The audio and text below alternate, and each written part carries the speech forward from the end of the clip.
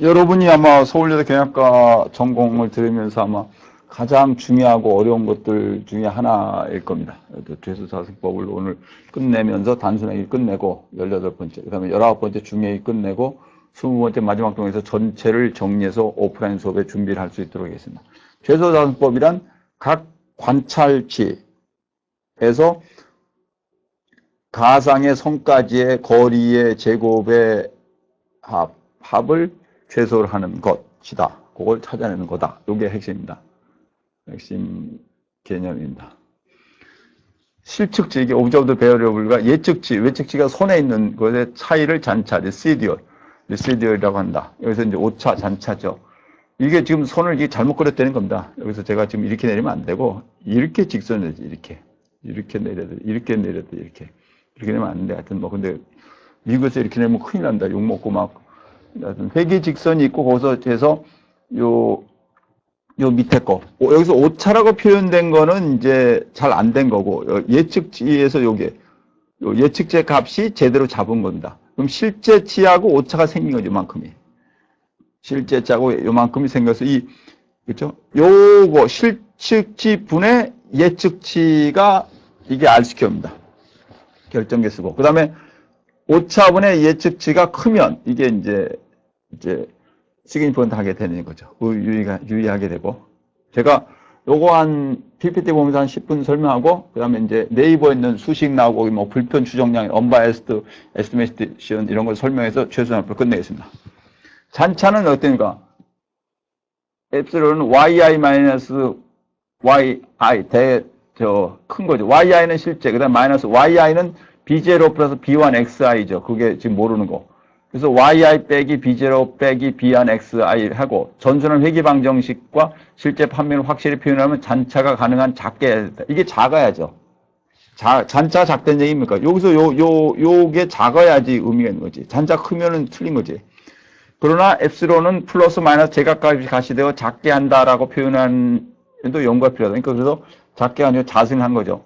그래서 생각해낸 아이디어가 플러스 마이너스니까 플러스 마이너스 막 더하고 빼고 그냥 제로가 되니까 각각을 제곱을 해서 잔차 제곱합. 제곱을 하면 플러스 마이너스 없이 전부 플러스가 되죠. 그래서 제곱을 했습니다. 잔차 제곱합을 최소로 하는 회귀방정식의 상수를 찾는 거다. 이와 같은 사고방식을 최소계산법이라고 한다. 요거 시간 줄 테니까 여기 여러분 요걸 보시고 요거하고 요 두 개를 지금 읽어 보십시오.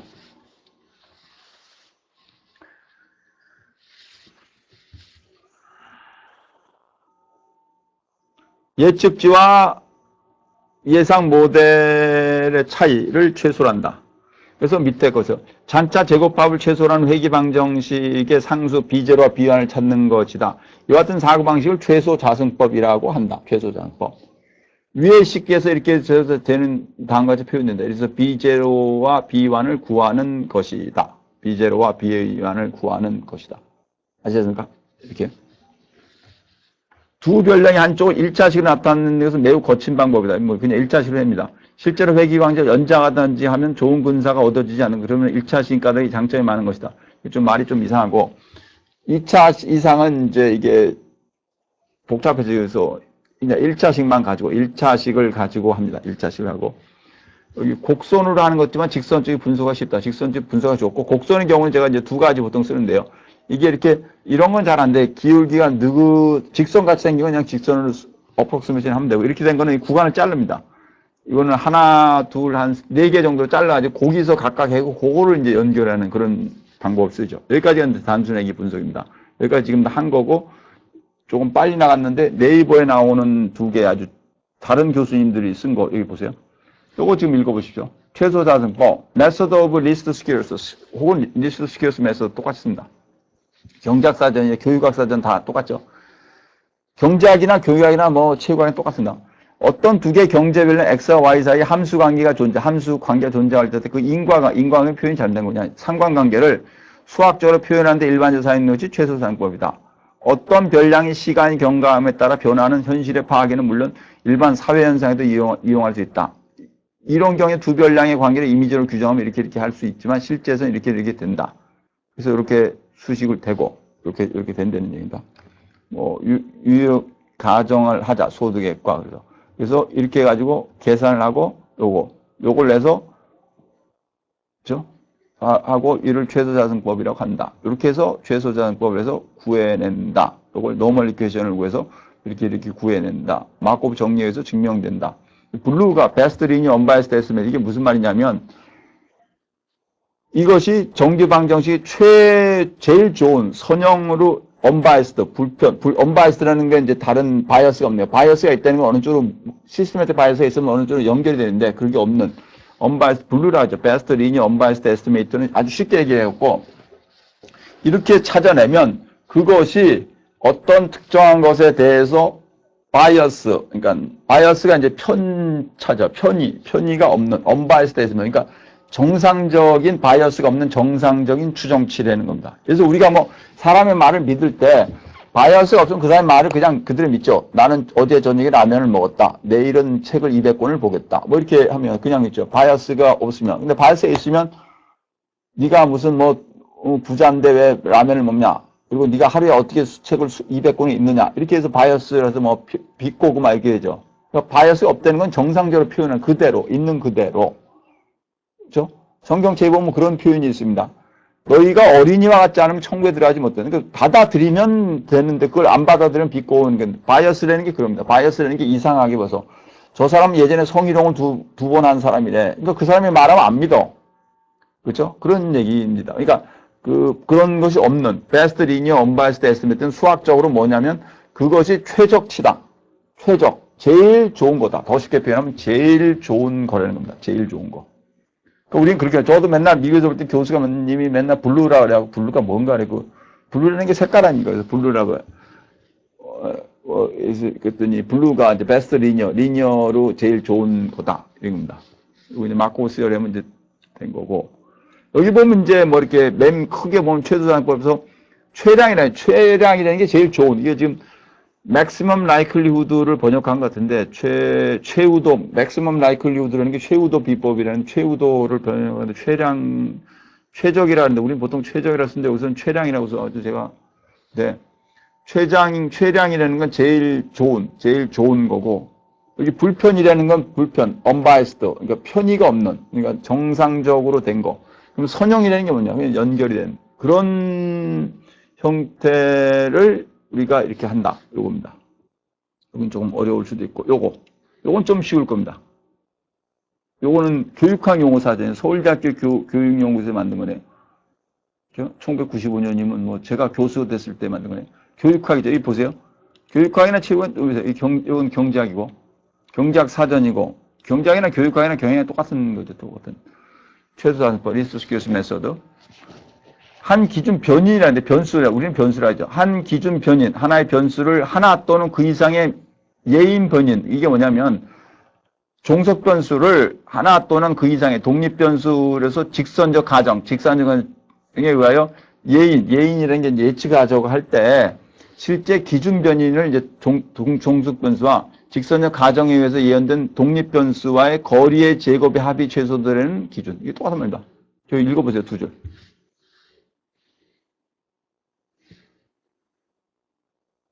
한 기준 변인을 하나 또는 그 이상의 예인 변인, 이게 말이 어려운 우리가 쓰는 말하고 달라가지고, 저도 옛날에 의과대 교수님이 얘기하는 거 듣고 무슨 소리를 하는지 몰라서 내가 이렇게 표현했더니, 우리가 same thing, 똑같은 걸 얘기하는 거, 똑같은 건데 표현을 다르게 할 수 있죠, 그러게 하여튼. 그러니까 이걸 우리 표현을 하면 종속 변수를 하나 또는 두 개 이상의 독립 변수로서 직선적 가정에서 예측을 할 때, 실제 종속 변수와 독립 변수 간의 거리의 제곱의 합이 최소가 되는 겁니다. 왜 거리는 어떻게 되냐? 거리는 직선거리고 제곱은 플러스 마이너스 나는 그걸 합이 최소가 되도록 한다. 그러면 제일 좋은 거지. 전체적으로.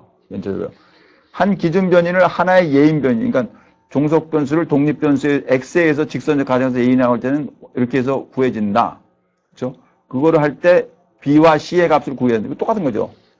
B와 C의 값을 구해야 된다. 이때 B와 C를 구하는 기준으로서 실제 기준 점수와 직선적 가정에서 예인된 점수 간의 차이의 제곱의 합이 최소가 되는 기준, 즉 요거가 최소화되는 조건인 최소자산이라는 기준에 의해서 B와 C를 구하게 된다.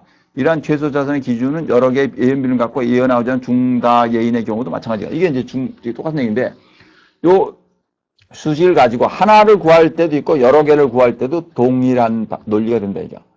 과학이라는 거는 제가 아주 중요합니다. 반복이 가능하고 검증이 가능하고 앞뒤가 맞아야 되는 거죠. 그죠? 지금 아주 증명했죠. 교육학 용어 사전이나 경제학 용어 사전이야. 제가 지금 과목 이름이 경영통계야. 경영통계 예전에 수학과 학생들이 좀 들었어요. 그때 왜 듣냐니까 수학과에서 경영학과 경영통계를 들으면 인정을 해. 똑같은 겁니다. 수학과나 경제학과나 경영학과나 논리는 똑같아요. 말은 지금 전혀 다르죠. 경제학에서 얘기하는 것도 지금 함수관계, 인과관계, 이거 인과관계는 우리로 지금 틀린 겁니다. 제가 인과관계는 아니고 그냥 함수관계지, 그냥 상관관계인데, 회귀관계를 인과관계로 표현하면 인과는 틀린 거. 저는 요거는 좀 틀렸다고 생각하고, 경제학과 교수님이나 경영학과 교수님이나 교육학과 교수나 수학과 교수나 내용은 똑같아요. 이게 과학이라는 겁니다, 과학.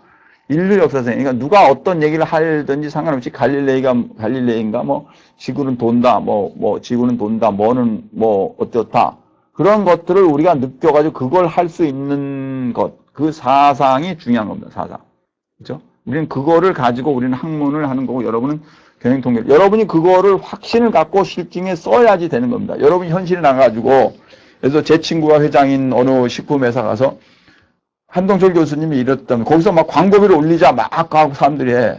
그랬더니 가격이 좀 비싼 것 같은데, 거기가 고가인데, 그럼 우리 서울대 졸업생이 광고비 올리는 것보다 가격 낮추는 것이 6배, 7배 더 세니까 우리 가격을 낮춥시다. 그랬더니 거기 있는 사람들이 무슨 소리 하는 거냐 했더니 제가 서울여대 교수님한테 수업 들을 때 미국의 교수님이 그런 얘기 했다고 그래서 그것이 입증이 되면 그렇죠. 물론 그거 말고 또 다른 광고를 올려야 될 이유가 있으면 브랜드를 올릴 때는 광고를 올리죠. 그런 거를 우리가 논리를 알아야 된다는 얘기입니다. 아시겠습니까? 기업 경영을 하다 보면 아주 힘든 겁니다. 어디서는 인사관리를 잘해가지고, 조직행동을 잘해가지고 발전했다고, 어디 생산을 잘했다고, 마케팅을 잘했다고, 경영정보를 잘했다, 회계를 잘했다, 아주 복잡하네. 7개 다 잘했다는 거죠. 그럼 제가 듣다 그래서, everything is important. 모든 것이 중요한 거지, 모든. 그 중에서, 그쪽 상황에 따른 거지. 경영학에서 만약 7개 전공이 필요 없으면 그건 전공할 필요도 없는 거지. 7개 전공이 필요하니까 이제 하는 거니까, 그 7개 전공 다 하는 겁니다. 아시겠습니까? 그러면서 우리는 논리를 배워가는 거죠. 우리는 변수란데. 변수의 경우 최소 자승의 기준에서 미분에 구하여진 B와 C 일반적인 값은 다음 공식에서 구할 수 있다. 요렇게 구하는 겁니다. 요게 뭡니까? 요렇게 구하면 돼. B와 C. 요게 뭡니까? X와 Y의 곱의 합. X와 Y. X가 뭡니까? 제가 가격이 쭉 있고 매출액이 있다 그랬죠. 그러면 가격과 매출을 곱해. 가격이 270원, 매출액이 100억이야. 270원 100에서 쭉. 그거에 쭉 더해. 그 다음에 N, 샘플 숫자를 더해. 곱해. 쭉, X와 Y를 곱한 걸 쫙 더해고 샘플을 해. 그 다음 빼기. X의 전체 합. 그 다음 Y의 전체 합. 요걸 곱해.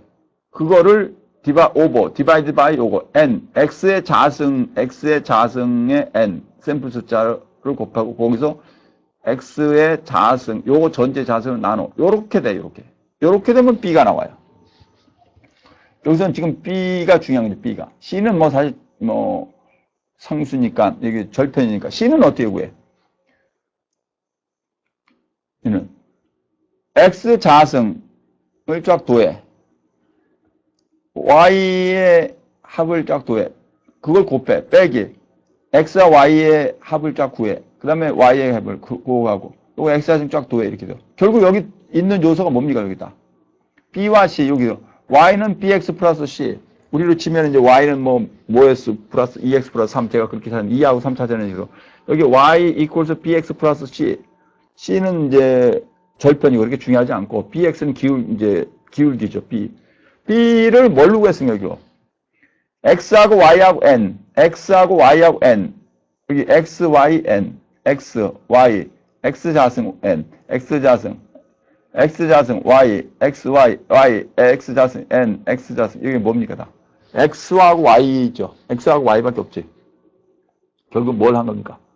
X는 알고 있는 거야. 가격이라고 내가 하려고 하는 거. 가격과 Y는 매출에. N은 뭐야? 샘플 숫자. 그걸 가지고 요런 수식을 쓰면 B하고 C의 값을 구해낼 수가 있다는 얘기입니다. 아주 대단한 발견이죠. 요렇게. 요 B하고 C. 그럼 요걸 우리가 외워야 되냐? 외울 필요가 없습니다, 전혀. 저도 외우지는 못했는데, 옛날에는 하도 이거 대학교 다닐 때도 하고, 대학원 다닐 때도 하고, 박사할 때도 이걸 하니까 노트에다 쓰고, 그때는 컴퓨터라는 게 거의 SPSS 한번 돌리려면 지금까지 윈도우즈 이런 게 아니고 종이에다가 적어가지고 종이에다 입력해가지고 치는데 뭐 엄청나게 복잡하고 막 이런 거였던데 그렇게 해가지고 계산했는데 요새는 뭐 세월이 좋아져가지고 제가 82년도에 이걸 처음 배웠는데 82년이 아니지 대학교 다닐 때도 배웠으니까 뭐 대학교 다닐 때는 잘 몰랐으니까 하여튼 82년도에 70년도에도 배우고 80년도에 배우고 지금 2010 몇 년입니까? 15년이고 SPSS 집어넣으면 바로 숫자를 쫙 치면 계산하는 게 나와요. 제가 우리 학생들 가끔 하다 보면 우리 통계학 책을 꺼내가지고 학생들한테 30명의 개별 컴퓨터 보고 요 데이터 X가 100개, Y가 100개, X와 Y 100개, X의 가격 데이터 100개, Y의 매출액 데이터 100개, 100개 X에 딱 있어. 그거 가지고 SPSS에서 그 선형, 회기 분석 선형 딱 돌리라면 모든 학생이 제가 요거 B의 값이 얼마입니까? C의 값이 얼마입니까? 그러면 다 똑같이 얘기해. 똑같이. 모든 SPSS 똑같네. 우리 방망은 그래. 다른 데 똑같지. 그러니까 계산할 필요 없지. 컴퓨터는 계산을 위한 것이고 우리는 그거를 지금 하고 있습니다. 이렇게. 더 중요한 거 이제 마무리를 합시다. 결국 여기서 Y는 BX 플러스 C인데 우리가 B와 C를 알고 싶은데 B와 C는 X와 Y의 곱, 샘플 숫자나 X와 Y의 곱 이거 가능하죠. 그 다음에 X 곱의 합, X의 합, Y의 합, X 자승의 N의 곱, 시그마 X의 자승 이걸로 계산이 가능하다는 얘기고 여기 C는 X 자승의 합, 그 다음에 Y의 합의 곱, 그 다음에 요거 X, Y의 합, 곱의 합, Y의 합의 곱, X 자승, N 샘플 요렇게 결국 여기 요 B하고 C를 구하는데 딱 세 가지밖에 없습니다. X와 Y하고 N, N은 샘플 숫자니까 당연히 아는 거고 결국 X와 Y 자체를 가지고 개수를 구해낼 수가 있답니다. B하고 C. 그리고 그것이 뭐냐? 베스트 여기 앞에서 얘기했던 요겁니다. 베스트 리니어 언바이스드 에스티메이터 요거. 그것이 최대로 현재까지 알 수 있는 거는 여기 블루다. 그리고 최적이다. 최적이다. 1000년이 지나면 이게 좀 이상하다고 할 수도 있을 겁니다. 왜? 그때는 새로운 게 있고 지금 그 사람들이 지금 1000년이 지난 후에 지금 우리 걸 풀어보니까 우리가 지금 미처 예측하지 못한 게 있을 수 있어요. 그거는 할 수가 없는 겁니다. 인간은 현재 지금 2015년도 현대 70억 명의 인구가 지구상에 살고 있으면 그 사람들의 현재 과학 수준에는 이게 최고적이야. 이게 지죠. 우리는 이게 지금 다 틀렸는지도 몰라 지금. 아무도 몰라. 그건 10만 날 거 10만. 우주를 총괄하신 10만을 우리는 이게 틀렸는지도 모르죠. 틀렸는지도 모르는 거 가지고 시험 보고 만약에 틀리면 뭐 그걸 감점에 A 받고 B 받고 그래요. A 플러스 저는 성적을 딱 A 플러스 B 플러스 C 플러스를 주는데 그걸 A 플러스 B 플러스를 나눠. 그런데 문제는 지금 우리의 수준이 그걸 때는 할 수가 없는 거라는 거예요. 세월이 지나서 개발되면 몰라도. 그렇죠? 그런데 이게 문제가 없어서 만약 이게 문제라면 언젠가는 500년 후에는 이게 바뀌겠죠. 그때는 이런 리그레션을 이런 식으로 안 하고 다른 걸로 할 겁니다. 더 쉬운 방법이 내가 보기에는 이거보다 훨씬 쉬운 방법이 1000년 지나면 발견이 될 거예요. 저는 지금 몰라요. 저도 이거를 뭐 공과대 하면서 이런 거 옛날에 해봤는데 지금 뭐 이걸 맨날 하는 거 아니고 이 정도 이상은 더 지금 지구상에 있는 통계학 교수 중에 이 이상을 하는 사람이 없으니까 그냥 요 수식에 가지고 수식의 합 결국은 뭡니까? Y는 BX 플러스 C야. 그럼 결국 잘 들어요. Y는 BX 플러스 C.